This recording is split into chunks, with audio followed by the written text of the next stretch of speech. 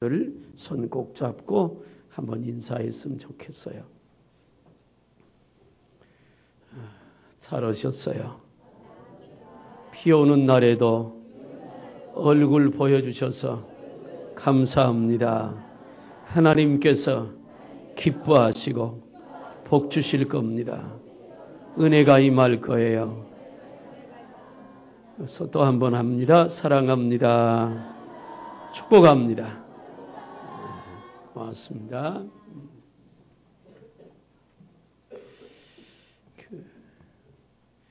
목사의 심정이 늘 그런 생각을 갖고 있어요.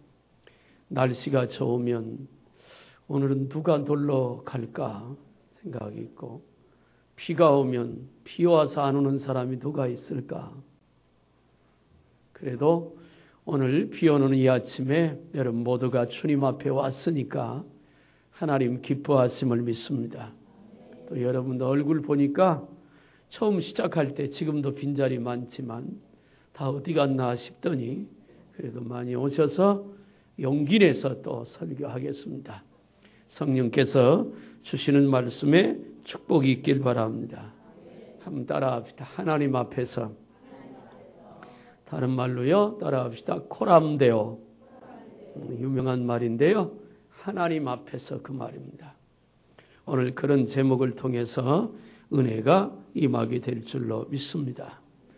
하나님 앞에서라고 하는 말은 하나님을 의식하며 살라 그 말입니다. 하나님을 의식하든 의식하지 않든 이 땅에 존재하는 모든 사람은 하나님 앞에서 삽니다. 하나님이 보시는 앞에서 산다는 말이죠. 한 사람 한 사람 일거수일투족을 우리 하나님은 다 보고 계시고 다 알고 계십니다. 특별히 예수 그리스도를 믿어서 구원 얻은 하나님의 자녀에 대해서 성경은 이렇게 말해요. 너희의 머리털까지 세신 바 되셨다. 그만큼 우리를 자세하게 보고 계시고 우리를 인도하고 계시다는 말이죠. 또 하나님의 사랑이 우리에게 얼마나 크게 임하고 있느냐면 성경은 또 이렇게 말합니다. 눈동자처럼 너희를 지킬 것이다. 하나님은 우리를 수많은 어려움과 사건 속에서 머리털 하나 상치 않도록 지키실 뿐 아니라 눈동자처럼 보호해 주셔서 오늘 여기까지 왔고 앞으로도 그 하나님의 은혜와 사랑 가운데 살게 될 줄로 믿습니다. 오늘 본문은 사무엘에 대한 얘기입니다. 사무엘은 사사시대의 마지막 사사이기도 하고 사무엘은 사사요 제사장이요 선지자입니다. 이때까지만 해도 하나님은 신정 통치를 하셨습니다. 하나님이 직접 이스라엘을 다스렸죠. 사사들을 통해서 제사장과 선지자를 통해서 이스라엘을 직접 하나님이 통치하세요. 그러다 보니까 이스라엘 백성들이 죄를 범하면 하나님의 징계가 곧바로 임하니까 그들이 하나님이 무섭고 두려워요. 그러다가 주변 나라를 돌아보니까 하나님의 백성인 이스라엘 백성이 없는 제도가 하나 보여집니다. 그게 뭐냐면 왕이라고 하는 제도예요. 그래서 사무엘 선지자를 졸라서 이스라엘 백성이 우리에게도 왕을 달라고 합니다. 그런데 사무엘은 그 왕을 달라고 하는 백성들의 요구를 듣고 생각해 보니까 또 기도하다가 깨달은 게 뭐냐면 하나님이 아니고 왕의 다스림을 받겠다는 말은 하나님을 배반하는 것이 됩니다. 하나님의 직접적인 통치는 너무 부담되니까 싫습니다. 그래서 사람을 세워서 우리를 이방 나라처럼 다스리게 하옵소서. 그때 사무엘은 이렇게 대답합니다. 너희가 요구하는 것은 하나님이 기뻐하는 것이 아니다. 그것은 하나님을 배반하는 것이고 만약에 너희가 요구하는데 왕이 세워지면 왕은 너희를 종같이 부릴 것이다. 전쟁에 나가서 전쟁할 때 군사로 쓸 것이고 왕에게 세금도 내야 되고 왕의 명령을 따라야 될 것이다. 여러 가지 하나님이 기뻐하지 않는 것을 말합니다. 그래도 이 이스라엘 백성들은 사무엘에게 졸라댑니다. 우리에게도 왕을 달라고. 이 무렵에 이제 사무엘이 마지막 자기의 사명을 끝낼 무렵에 기록된 내용이 오늘 본문입니다. 사무엘은 이렇게 말합니다. 내가 이제까지 하나님 앞에서 살아왔다. 하나님을 의식하며 살았다 그 말입니다. 날마다 순간마다 하나님이 보는 앞에서 하나님이 보실 때 기뻐하실 만한 그런 모습을 가지고 살아왔다는 것이죠. 그러면서 말합니다. 이제 온 백성 앞에 말합니다. 너희들 중에 나 때문에 손해보고 나 때문에 어려움 당한 사람이 있으면 말해봐라. 내가 너희 소를 빼앗은 적이 있느냐? 곡식을 빼앗은 것이 있느냐? 하나님의 종이라고 한 권위 가지고 너희 어떤 것을 제한한 적이 있느냐? 있으면 말해라. 그러니까 백성들이 뭐라고 말하느냐 하면 한 번도 그런 적이 없습니다. 이 말을 듣고 사무엘은 말합니다. 맞다! 내가 이제까지 하나님 앞에 살아왔기 때문에 사람들에게 개인적인 문제 때문에 어려움을 준 적이 없다. 그것을 너희가 나에게 증거해 주었다. 라고 말을 하고 있습니다. 사무엘 3절에 보니까 내가 여기 있나니 여호와 앞과 그의 그림 부음을 받은 자 앞에서라고 말합니다. 이제 이게 코람데오라고 하는 말. 하나님 앞에서 유명한 얘기예요. 하나님을 잊어버리고 살면 마음대로 삽니다. 하나님을 의식하고 살면 믿음으로 삽니다. 하나님을 의식하면 십자가 지고 믿음의 길을 갑니다. 하나님을 잊어버리면 육신의 필요를 따라 삽니다. 하나님을 의식하고 하나님 앞에서 사는 사람은 축복된 복된 삶을 삽니다. 하나님을 잊어버리고 사는 사람의 결국은 하나님의 복이 없습니다. 프랑스의 루브르 박물관에 가면 레오나르도 다빈치가 그렸던 모나리자가 전시되어 있답니다. 실제로 그린 원래 작품. 우리가 잘 아는 대로 신비의 미소로 유명한 그림입니다. 그런데 미소도 미소지만 더 중요한 게 하나 있는데 특이한 화법으로 그려서 어느 방향에서 봐도 시선이 관람자와 마주친다 그래요. 앞에서 봐도 그렇고 오른쪽이나 왼쪽 옆에서 봐도 마찬가지예요. 어디에 섰거나 왼쪽에 섰거나 오른쪽에 섰거나 앞에 섰거나 모나리자의 그 그림을 보면 항상 자기를 보고 있는 것처럼 보인다는 것이죠.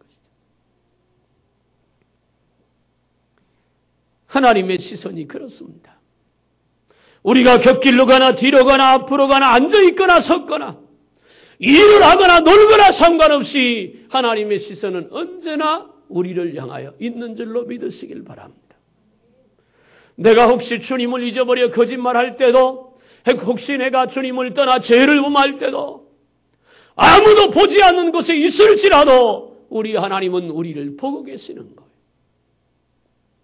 그래서 그분 앞에 우리는 바른 삶을 살아야 합니다. 저 지난주하고 이번 주 금요일 날 저녁에 사도행전 5장에 나와 있는 아나니아와 삽비라에 대한 말씀을 2번에 걸쳐 설교를 했습니다. 성령께서 아나니아와 삽비라 마음을 감동했습니다. 그리고 그들의 마음에는 시기심도 있었고 질투심도 있었습니다. 그런데 하나님을 속이고 성령을 속이고 베드로 사도를 속였다가 두 사람이 같은 자리에서 차례로 죽어나갑니다. 사람의 눈은 중요하게 여겼지만 어느 곳에서나 보고 계시는 하나님은 중요하게 여기지 않은 사람이 아나니아와 삽비라입니다. 부부가 앉아서 말합니다. 이거 일부 감추면 아무도 본 사람 없지 않느냐고. 그런데 하나님은 보고 계셨습니다. 우리가 이 땅에 살면서 쉽게 얘기합니다. 그냥 하지 뭐. 그리고는 적당히 넘어갈 때가 많이 있습니다. 그런데 그것도 주님은 듣고 계시고 보고 계세요. 출애굽기 2장 3장에 보면 이스라엘 백성들을 향하여 하나님께서 말합니다. 내가 그들의 고통을 보고 그들의 아픈 소리, 부르짖는 소리를 들었고 그들의 신음소리를 내가 들어서 이제 내가 때가 됐음에 모세 너를 보내서 그들을 이끌어낼 것이라고. 우리의 신음소리를 듣고 계시는 주님이십니다. 우리가 힘들어하고 아파하는 그 모습을 보고 계시는 분이 우리 하나님이십니다. 그래서 하나님은 우리를 떠나지 않고 버리지 않고 때를 따라 돕는 손길을 보내줄 뿐 아니라 우리에게 새로운 은혜와 깨달음을 주셔서 그 아픔에서 벗어나게 하고 그 어려움에서 건짐받도록 우리 하나님이 역사하시는 사실을 믿으시길 바랍니다. 우리가 언제 어디서 무엇을 하든지 하나님은 우리를 보고 계시는 거예요. 사무엘은 그가 태어나서 젖될 무렵에 하나님 성전에 들여지고 난 이후에 죽을 때까지 그의 일생을 하나님을 의식하며 하나님 앞에서 살았습니다. 이스라엘의 역사상 가장 위대한 사사, 가장 위대한 선지자가 누구냐? 사무엘입니다. 위대한 선지자입니다. 국가의 어려움이 있을 때 나라를 구했고 일으켰던 사람이 사무엘이고 전쟁에 나가서 이스라엘 백성이 승리하게 했던 사람도 사무엘입니다. 결정적인 계기가 된 신정시대가 끝나고 왕정시대가 돌아가게 했던 사람도 사무엘입니다. 위대한 사람 사무엘. 그가 그렇게 위대하게 하나님 앞에 쓰임받을 수 있었고 나라를 구원하고 백성들을 살릴 수 있었던 때는 그 이유는 하나님 앞에서 살았기 때문에 그래요. 하나님 의식입니다. 사랑하는 여러분, 어느 자리에 있든 무엇을 하든 살아계신 하나님 의지하고 그분 의식하셔 그분 앞에 살아가기를 주님의 이름으로 축복합니다. 첫째로 사무엘은 사랑의 하나님 앞에서 살았습니다. 그래서 하나님의 사랑의 시선을 늘 받으며 평안한 삶을 살아갑니다. 여러분, 자식이 5명이 있을 때 부모가 보기에 그 자식이 다 귀하지요. 어느 자식 하나 버릴 게 어디 있겠어요. 그런데 그 부모의 사랑과 관심을 갖고 사는 자식이 내 엄마가, 내 아빠가 나를 사랑하고 늘 우리 엄마 아빠는 나를 사랑의 눈으로 보고 있다고 하는 그 마음을 갖고 살면 그 자식은 평안해요. 그런데 우리 아빠는 술만 드시면 날 미워해. 이렇게 생각하면 마음이 불안해지는 거예요. 여러분 꼭 기억하십시오. 요한일서 3장 18절에 하나님은 사랑이시라고 말해요. 사랑의 하나님이 저와 여러분들을 사랑으로 보고 계시는 줄로 믿습니다. 사랑으로 보고 계세요. 실수해도 하나님은 여전히 우리를 사랑하시고요. 좀 부족해도 하나님은 여전히 우리를 사랑하십니다. 죄악에 빠지면 우리를 사랑하시기에 그 죄를 깨닫게 하셔서 회개의 자리까지 인도하시는 분이 하나님이세요. 사무엘 선지자는 이 하나님의 사랑의 시선 앞에서 살았습니다. 누가 뭐라고 해도 하나님은 나를 사랑한다고. 아무리 내 삶이 궁핍하고 어려워도 하나님의 사랑은 여전히 나와 함께 한다고. 하나님의 사랑을 의식하며 하나님 앞에 살았던 사람이 사무엘입니다. 그래서 그는 두려워하지 않았고 그래서 그는 염려와 근심하지 않았습니다. 그래서 평안한 삶을 살 수 있었어요. 사무엘은 젖을 떼자마자 부모에게 떨어졌습니다. 그의 어머니 한나가 하나님 앞에 소원했기 때문입니다. 하나님 나에게 아들을 주시면 이 아들을 머리에 삭도를 대지 않고 하나님께 드리겠나이다. 젖을 뗄 무렵까지 품에 안고 기르다가 그 사무엘을 하나님의 성전에 갖다 바칩니다. 성경은 사무엘상 2장 21절에 아이 사무엘은 여호와 앞에서 자라니라. 하나님 앞에서 자랐어요.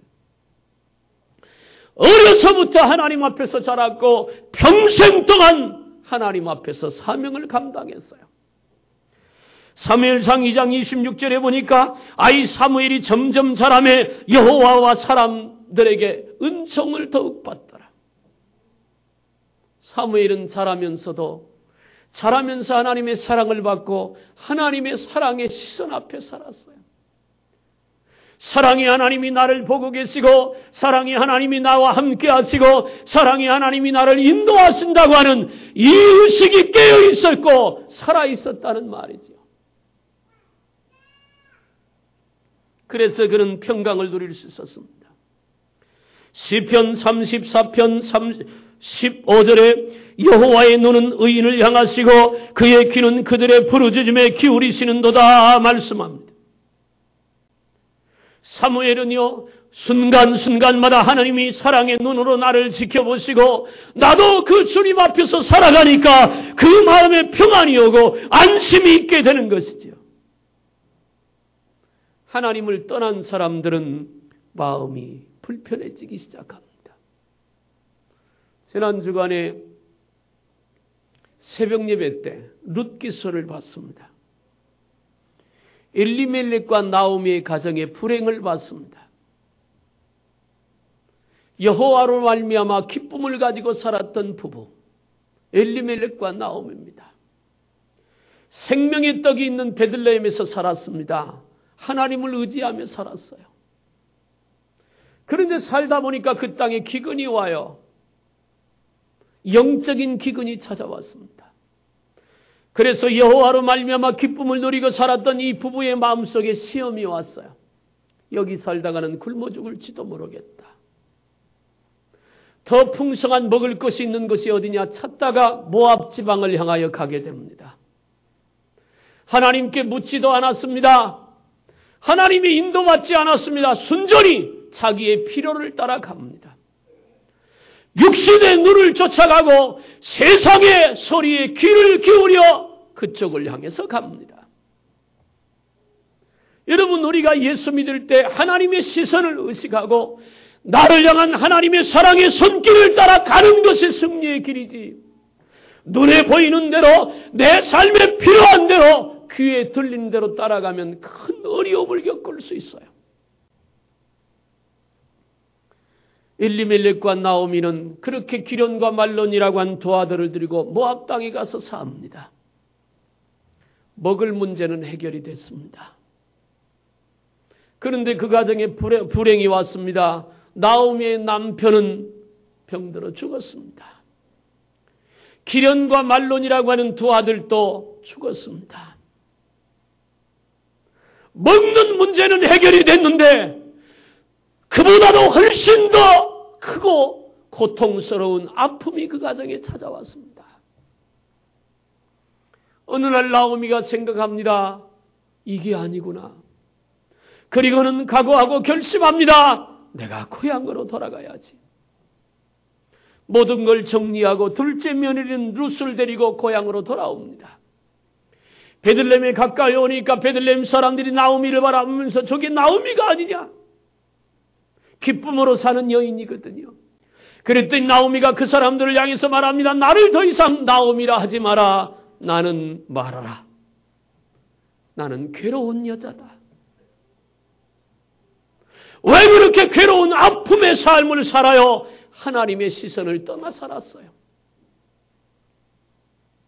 하나님은 엘리멜렉과 나오미를 사랑해서 그들에게 은혜를 주고 때로 기근이 오고 어려움이 오지만 하나님은 여전히 사랑합니다. 그래서 붙들기를 원해요. 그런데 하나님을 떠나서 눈에 보이는 대로 삶의 필요를 따라 육신의 귀에 들리는 대로 쫓아갔다가 큰 아픔과 불행을 겪지요. 사랑하는 여러분, 하나님을 떠나면 마음이 불안해지고 하나님을 떠나면 어려움이 우리에게 찾아오는 것을 알아야 합니다. 창세기 4장 16절에 가인이 롯 땅에 가서 삽니다. 그리고 롯성을, 에녹성을 건축하는데요. 이 롯이라고 하는 말의 뜻을 보면 유리하다 혹은 방황하다 그런 뜻이 있어요. 가인이 동생 아벨을 쳐 죽이고 하나님께 쫓겨났어요. 그러다 보니까 방황하게 되는 거예요. 사랑하는 여러분, 날마다 주님만 바라보고 주님을 의지하며 주님의 사랑의 시선에 그 시선을 받고 사는 저와 여러분들이 되기를 주님의 이름으로 축복합니다.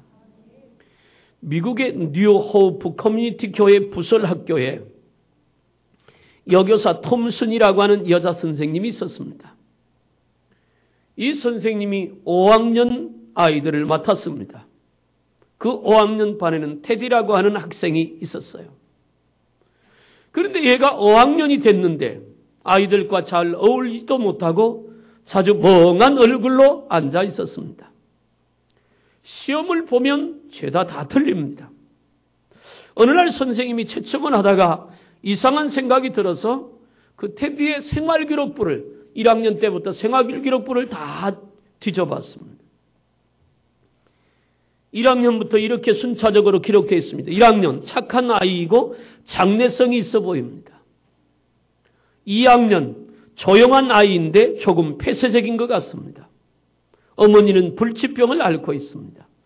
3학년 학업 성취도가 떨어지고 있습니다. 어머니는 돌아가셨고 아버지는 무관심한 것 같습니다. 4학년 이 아이는 장래성이 없어 보입니다. 아버지는 가출했고 이모가 양육하는데 학대를 받는 듯합니다. 그렇게 생활기록부에 기록이 되어 있었습니다. 이런 기록을 보는 순간 선생님은 그 눈에서 눈물이 주르르 흘러내렸습니다. 그날부터 방과 후에 개인 지도를 시작했습니다. 그 테디라고 하는 아이, 고통스러운 삶을 살아가는 그 아이에게 사랑의 시선을 주면서 아이를 지도하기 시작했습니다. 이 아이도 사랑의 시선을 받자 조금씩 안정되어지기 시작합니다. 얼굴도 평안해지기 시작했습니다. 시간이 흘러 성탄절이 다가왔어요. 그 아이는 선생님에게 선물 2개를 갖고 왔습니다. 하나는 가짜 다이아 목걸이와 또 하나는 쓰다 남은 향수였습니다. 옆에서 그 모습을 보던 아이들이 놀려댑니다. 가짜 목걸이, 쓰다 남은 향수를 가져왔으니 아이들의 눈에도 하찮게 보였겠지요. 그렇지만 이 선생님은 고맙다며 그 자리에서 목걸이를 직접 걸었습니다. 그리고 자기 몸에 향수도 뿌려봅니다. 그러자 이 아이는 갑자기 선생님 품에 안겨 눈물을 흘리며 이렇게 말합니다. 선생님, 이 목걸이는 우리 엄마가 걸던 거예요. 그리고 이 향수도 엄마가 쓰던 거예요. 나는 선생님이 너무 좋아요. 선생님에게서 우리 엄마 냄새가 나요. 그리고 울었습니다. 그 후 선생님과 아이는 헤어졌습니다. 가끔가다 이 아이에게서 편지가 왔습니다. 7년 후에 이런 편지가 왔어요. 선생님, 제가 고등학교를 졸업하는데 전교에서 2등을 했습니다. 그로부터 4년 후에는 이런 편지가 왔습니다. 선생님, 제가 대학을 졸업하는데 과에서 수석을 했어요. 또 4년 후에 편지가 왔습니다. 선생님, 제가 의대를 졸업하고 의사가 됐습니다. 그리고 결혼을 합니다. 결혼식 날 어머니 좌석에 앉아주시겠습니까? 선생님은 저에게 어머니 같은 분이거든요. 이 선생님이 버려진 아이, 황폐한 마음을 갖고 있는 아이를 사랑의 시선으로 봐주기 시작하면서부터 그 인생은 달라졌다는 거예요. 우리가 아이를 기를 때 때로 부족하고 모자라도 사랑의 시선을 주고 그 사랑을 받고 자라는 아이들은 복되게 자랄 수 있는 겁니다. 하나님 앞에서 우리가 그런 사랑의 시선을 받고 사는 거예요. 주님은 우리를 사랑으로 보고 계시고 사랑으로 말씀하고 사랑으로 우리를 인도하시는 것을 믿으시길 바랍니다. 오늘도 나무라지 않고 책망하지 않고 꾸중하지 않고 나를 기다리시고 사랑으로 보시는 그 하나님, 그 하나님을 바라보고 믿음으로 살아가기를 주님의 이름으로 축복합니다. 두 번째, 사무엘은 권능의 하나님 앞에서 살았습니다. 내가 믿는 하나님이 능력이 있다고 믿었다 그 말입니다. 그리고 나와 함께 하시는 하나님이 무한한 능력을 가지고 계시는데 그 하나님의 능력이 오늘도 나와 함께 한다고 의식하며 그 하나님의 능력을 의지하며 살았습니다. 그렇게 되니까 어떻게 돼요? 담대해져요. 두려운 것이 없어집니다. 불가능한 것도 없어집니다. 내가 믿는 하나님, 내가 바라보는 하나님, 나를 바라보시는 하나님, 나와 함께 하시는 하나님이 능력의 하나님이시기 때문에 그렇습니다. 여기 본문이 기록될 당시에 우리말로 하면 사무엘은 지는 해입니다. 나이가 들어 늙었습니다. 그의 사명이 다 끝나갑니다. 사울 왕은 뜨는 해입니다. 새로운 권력이었으니까. 그런데도 사무엘은 그 사울 왕 앞에 당당합니다. 잘못한 것은 과감하게 지적을 합니다. 책망을 합니다. 사무엘이 선포되는 말대로 하나님의 진노가 임하기도 합니다. 사무엘이 권력 앞에 당당할 수 있었던 것은 사람을 의식하지 않고 살아계신 권능의 하나님을 의식했기 때문에 그렇습니다. 잠언 29장 25절에 사람을 두려워하면 올무에 걸리게 되거니와 여호와를 의지하는 자는 안전하리라. 할렐루야. 사람을 의식하고 세상을 의식하며 의지하면 올무가 있다 그랬어요. 그런데 살아계신 하나님을 의지하면 안전하게 될 것이다. 여러분 평생 하나님이 저와 여러분들의 주인으로 전능하신 하나님을 의식하며 그 하나님과 더불어 살아가기를, 그 하나님 앞에서 승리하기를 주님의 이름으로 축복합니다. 예수님이 잡혔습니다. 빌라도 법정 앞에서 재판을 받습니다. 많은 사람들이 예수를 죽이라고 외쳐댑니다. 그 사람들 가운데 먼 발치의 베드로도 있습니다. 예수님의 수제자예요. 주님께서 잡히시긴 그날 몇 시간 전에 베드로에게 말했습니다. 다 굴기 전에 네가 나를 3번 부인할 거야. 경고하신 거지. 베드로가 그때 큰 소리 쳤습니다. 주님, 그럴 일은 없습니다. 내가 주님을 얼마나 사랑하는 줄 아십니까? 여기 있는 다른 사람은 다 비판해도 내가 죽는 자리까지라도 예수님과 함께 가겠습니다. 그렇게 예수님 앞에 고백했던 것이 불과 몇 시간 전입니다. 예수를 죽이라고 외쳐대는 군중들 사이에 끼었던 베드로에게 여자아이가 하나 와서 말합니다. 이 사람도 저 예수당이다. 잡히면 예수님과 함께 재판받다가 죽을 수 있습니다. 예수님께 베드로가 부인합니다. 나 모른다고. 나 저 사람 모른다고. 그랬더니 여자아이가 집요하게 말합니다. 아니다. 내가 저 사람과 함께하는 걸 봤다. 나중에 어떻게 돼요? 베드로가 예수님을 저주했습니다. 모른다고. 자기 스승 구원해 주신 예수님을 저주하고 부인하니까 그때서야 사람들이 베드로를 놓아줬습니다. 그런데 그렇게 베드로가 예수님을 저주하며 부인하는 순간 피투성이가 되어 앉아있던 예수님이 고개를 들려 베드로를 보는데 예수님의 눈과 베드로의 눈이 마주칩니다. 너무너무 아픈 순간이잖아요. 베드로가 그 순간 가슴을 치고 돌아가서 혼자 통곡하며 웁니다. 통곡하며 울어도 이미 시간은 늦었잖아요. 그렇게 큰 소리치던 누구 앞에도 굴복하지 않을 것 같았던 베드로 주님 거부했습니다. 오늘 우리가 이 땅에 살면서 그렇게 주님 거부할 수 있습니다. 생명의 위험이 오고 정말 어려울 때 그럴 수 있거든요. 그런데 저나 여러분 그런 자리에 가면 안 됩니다. 어느 상태에 있거나 당당할 수 있길 바랍니다. 왜냐하면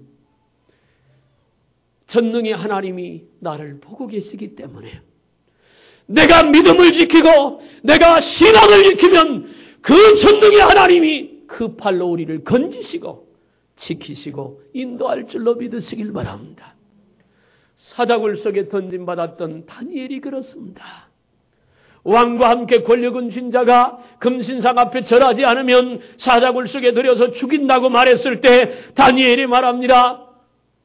나는 그래도 하나님을 배반할 수 없습니다. 다니엘은 하나님 앞에 살았습니다. 비록 바벨론의 포로로 잡혀 살지만 언제나 하나님을 의지하며 하나님이 나를 보고 계시고 나와 함께 하시는 하나님은 전능의 하나님인 것을 믿었습니다. 그래서 자기 믿음을 지켰더니 사자굴 속에서도 하나님께서 다니엘을 건지신 줄로 믿으시길 바랍니다. 종교개혁 시대의 순교사화입니다. 구교도에게 핍박을 받아 화형에 처해진 스위스의 순교자가 있었습니다. 그는 맨발로 장작더미 위에 달렸습니다. 화형 집행 직전 감독하던 치안 판사에게 그는 이렇게 외칩니다. 판사님, 내 가슴에 손을 얹어보세요. 평소보다 맥박이 더 빨리 뛰면 하나님과 기독교 부인해도 좋습니다. 그 말은 무슨 말이냐면 내가 불에 타서 화형당하여 죽는 것 때문에 내 심장이 빨리 뛴다면 나는 믿음이 없는 겁니다. 한번 확인해 보세요. 만약에 내가 죽는 것이 두려워서 내 심장이 빨리 뛴다면 나는 하나님 믿는 사람이 아닙니다. 그는 불에 타 죽으면서도 잠자는 것처럼 평안하게 순교일을 갔다고 합니다. 살아계신 하나님을 믿기 때문입니다. 영생하도록 구원하시는 하나님을 믿기 때문입니다. 전능하신 하나님을 바라보고 그 앞에서 살기 때문에 두려움이 없는 것입니다. 지금 우리가 살고 있는 이 사회는 참 어렵습니다. 내년에는 더 어렵다고 말해요. 이 어려울 때 우리에게 필요한 것이 하나님의 손길입니다. 하나님의 도우심이고 하나님의 인도하심이고 하나님의 붙들어 주심이에요. 사랑하는 여러분, 우리 전능하신 하나님 앞에서 삽시다. 그 하나님 손 붙들고 사시면 어려움과 경제적인 어려움, 정치적인 어려움과 상관없이 이 땅에서 승리의 찬송을 부르며 살 수 있게 됩니다. 세 번째, 사무엘은 공의의 하나님 앞에서 살았습니다. 공의의 하나님 앞에서 살았기 때문에 사무엘은 불의를 행하지 않았어요. 정직하게 살았습니다. 아까 사도행전 5장에 아나니아와 삽비라 얘기했는데 그 부부가 같은 자리에서 죽어가는 이유는 거짓말 때문입니다. 없으면 없다고, 내가 그 믿음이 안 된다고, 내가 할 수 없다고, 나는 그렇게 강하지 못하다고 솔직히 고백했더라면 솔직히 자신을 내놓는 그 사람이 누가 죽어요? 어떻게 하나님이 그들을 죽입니까? 그러냐고. 너가 그렇게 부족하냐고, 그렇게 아프냐고, 그렇게 힘들냐고 아마 베드로를 통해서 하나님이 이루어주셨을 거예요. 그런데 그게 아니잖아요. 잘난 척, 똑똑한 척, 믿음 좋은 척 했다가 하나님 속이고 성령 속이고 베드로 속였다가 죽었습니다. 나는 저와 여러분 모두가 다 하나님 앞에 신실하고 진실하길 바랍니다. 공의의 하나님 앞에 사는 사람들은 신실하고 진실하게 살아요. 자기를 속이지 않습니다. 하나님을 속이지 않습니다. 아까 말한 대로 하나님의 눈을 의식하고 살았던 사무엘은 거짓말하지 않았습니다. 백성들을 속이지 않았어요. 그래서 당당했습니다. 잘못한 것 있으면 가지고 와라. 내가 보상하겠다.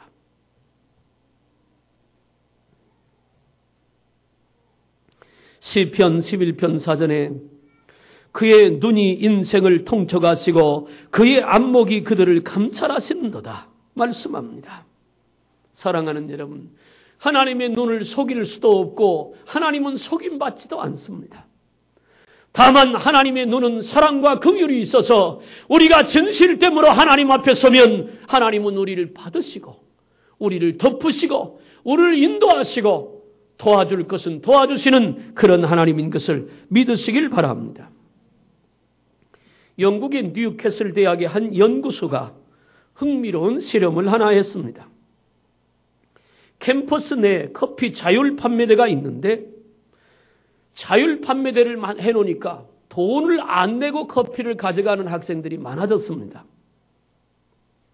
그래서 판매대 앞에 붙어있던 꽃그림을 떼고 그 대신 그 꽃 붙였던 그 자리에다가 사람의 눈을 붙여놨습니다. 그려서. 사람의 눈을 하나 딱 붙여놨어요. 그랬더니요, 다음 날부터 수입이 3배로 늘어났답니다. 묘한 거지요, 사람의 심리란. 꽃만 붙어 있을 때는 자기 스스로 자기를 속였는데, 눈 하나 딱 붙여놨더니 그 눈 그림 때문에 의식에서 3배가 신실해졌다는 겁니다. 그 제가 설교 준비하면서 생각하면 그랬습니다. 교회 입구에다가 눈을 하나 붙여놓을까? 하나님의 시선을 의식하고 산다면 정직해집니다.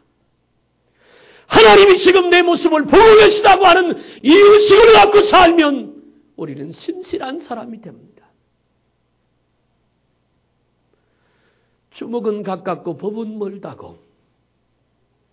그래서 법보다 행동이 먼저 나오는 사람들이 있습니다.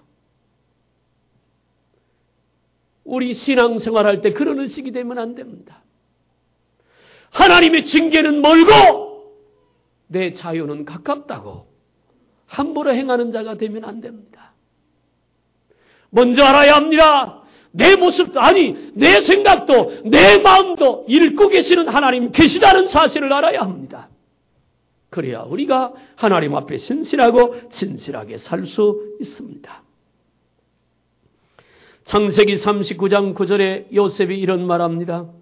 이 집에는 나보다 더 큰 이가 없으며 주인이 아무것도 내게 금하지 아니하였어도 금한 것은 당신뿐이니 당신은 그의 아내임이라. 그런즉 내가 어찌 이 큰 악을 행하여 하나님께 죄를 지으리까. 보디발 장군의 아내가 요셉을 유혹할 때 얘기입니다. 아무도 보지 않아도 하나님은 보고 계십니다. 내가 어찌 그 하나님을 속일 수 있습니까? 내 주인이 나에게 모든 권세를 다 주었어도 당신만은 금했습니다. 그러니 내가 하나님을 속일 수 없습니다. 그렇습니다. 아프면 아픈 대로 그대로 하나님 앞에 서십시오. 힘들면 힘든 대로 그대로 하나님 앞에 그 모습 가지고 서세요. 안 아픈 척, 힘 안 든 척, 어렵지 않은 척 할 필요가 없습니다. 사람들 앞에는 자존심 상하니까 속 다 내놓을 필요 없지요. 자신 있으면 내놓으세요. 그런데 그럴 필요 없어요. 굳이 다 내놓을 필요 없지요. 그러나 하나님 앞에는 다 내놓으십시오. 10명의 사람의 위로보다 한 번의 하나님의 위로가 큰 겁니다. 100명의 도와주는 사람보다 하나님이 한 번 도우시는 것이 더 위대한 줄로 믿습니다. 그러니까 하나님 앞에 다 내놓고 사는 거예요. 한 가지 얘기하고 말씀을 마치려고 합니다. 지금은 고인이 되셨을 텐데 한국유리 창업자인 고 최태섭 장로의 얘기입니다. 그는 정직한 기업을 경영하고 기부도 많이 한 기업으로 한국에서 유명합니다. 6.25 당시에 에피소드가 하나 있습니다. 중공군이 개입하면서 아군이 일사후퇴를 할 때 모두가 피난을 떠납니다. 이 장로님도 피난을 가야 하는데 은행에서 대출받은 돈이 있어서 얼른 갚고 떠날 생각이었습니다. 그래서 피난을 가기 전에 급히 은행에 가서 직원에게 대출금을 갚겠다고 했더니 이 직원이 말하기를 대출 장부도 없고 피난 가야 되니까 지금 돈을 받을 수 없다고 그렇게 말을 하는 것입니다. 그래도 막무가내로 받으라고 하니까 하는 수 없이 이 직원이 영수증을 떼어주고 받았습니다. 그 후 이 장로님이 제주도로 피난을 가서 사업을 했는데 군부대에 식료품을 납품하는 일이었어요. 사단장이 그의 정직성을 보고 생선 납품을 요청합니다. 주문 물량이 자꾸 늘어서 부득이 큰 배를 구입해야 되는데 돈이 없었습니다. 그래서 부산에 있는 은행으로 가서 대출을 요청합니다. 담보도 없고 전쟁통이라 돈을 못 빌려준다는 답변이었습니다. 포기하고 나오려다가 혹시 하는 마음에 일사후퇴 당시 대출금 갚은 것이 잘 정리됐는지 확인해 보기로 했습니다. 그리고 은행에다가 그때 받았던 영수증을 제시했더니 은행 직원이 깜짝 놀랍니다. 그러면서 반가워합니다. 바로 그분이 당신이군요. 선생님은 은행가에서 전설 같은 인물이 되었습니다. 은행장님을 만나게 해드릴게요. 그래서 은행장을 만났습니다. 은행장이 반갑게 맞이하면서 무담보로 거액을 대출해 줬습니다. 그 돈을 갖고 사업에 크게 성공을 거둡니다. 그렇게 해서 한국유리의 창업의 기초가 마련되었다고 합니다. 이 최 장로님은 그 전쟁통에 돈을 안 갚는다고 누가 뭐라고 하겠습니까? 그러나 이 장로님은 하나님 앞에서 살았습니다. 누가 뭐라고 하든 상관없이 내가 해야 될 일은 하는 겁니다. 그래서 그는 큰 기업을 이루는 축복된 장로님이 됐다는 것이지요. 사랑하는 여러분, 코람되어 하나님 앞에서 사십시오. 그것이 우리가 승리하는 길입니다. 우리가 축복의 길을 가는 길입니다. 사람 눈에도 잘 보여야지요. 그러나 사람 눈에 잘 보이기 전에 하나님 눈에 잘 보여야 합니다. 하나님은 사랑의 시선으로 우리를 보고 계십니다. 그 하나님의 사랑의 시선을 받고 사십시오. 하나님은 전능하신 분으로 우리와 함께합니다. 전능하신 하나님을 의식하고 살면 하나님의 전능함이 우리를 통해서 역사하실 겁니다. 또 여기 사무엘 선지자처럼 공의의 하나님 앞에서 살아야 합니다. 신실하고 진실하게 살면 하나님께서 갚아주시고 채워주실 줄로 믿으시길 바랍니다. 코람되어 하나님 앞에서 사는 저와 여러분들이 다 되기를 주님의 이름으로 축복합니다. 기도하겠습니다. 살아계신